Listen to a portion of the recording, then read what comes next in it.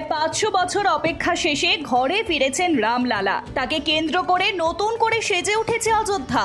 গত জানুয়ারিতে রামলালার প্রাণ প্রতিষ্ঠার পর থেকে রামনবমী নিয়ে তখন থেকেই আগ্রহ ছিল তুঙ্গে।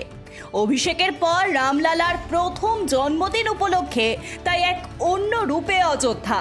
রামনবমীতে 5 বছরের রামলালাকে দেখতে তাই জনজোয়ার।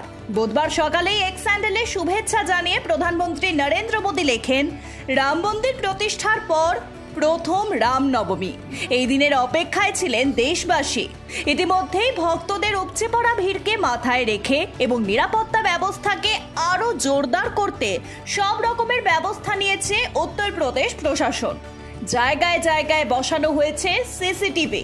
ড্রোনের মাধ্যমেও সমগ্র এলাকায় নজর রাখা হচ্ছে। এছাড়াও অস্থায়ী চিকিৎসা কেন্দ্রেরও ব্যবস্থা করা হয়েছে। ভোর 3:30 থেকে খোলা হয়েছে মন্দিরের দরজা। বৈদিক মন্ত্র যেন অযোধ্যার আকাশে বাতাসে। তবে জনসমাগমের কথা মাথায় রেখে শ্রীরাম জন্মভূমির তীর্থক্ষেত্র ট্রাস্ট বিশিষ্ট অতিথিদের 19 এপ্রিলের পর রাম মন্দির দর্শনে যাওয়ার অনুরোধ জানিয়েছেন। এও জানানো হয়েছে যে 16 থেকে 18 তারিখ পর্যন্ত রামলালার দর্শন এবং আরতির জন্য সমস্ত বিশেষ পাস বাতিল করেছে তীর্থক্ষেত্র ট্রাস্ট। জানানো হয়েছে এই সময় সকলেই সাধারণ ভক্তদের মতোই মন্দিরে প্রবেশ করতে হবে।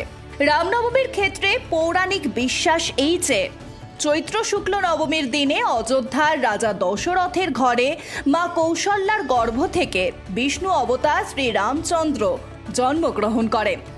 সেই থেকে এই দিনটি ভগবান রামের জন্মবার্ষিকী হিসেবেই পালিত হয়।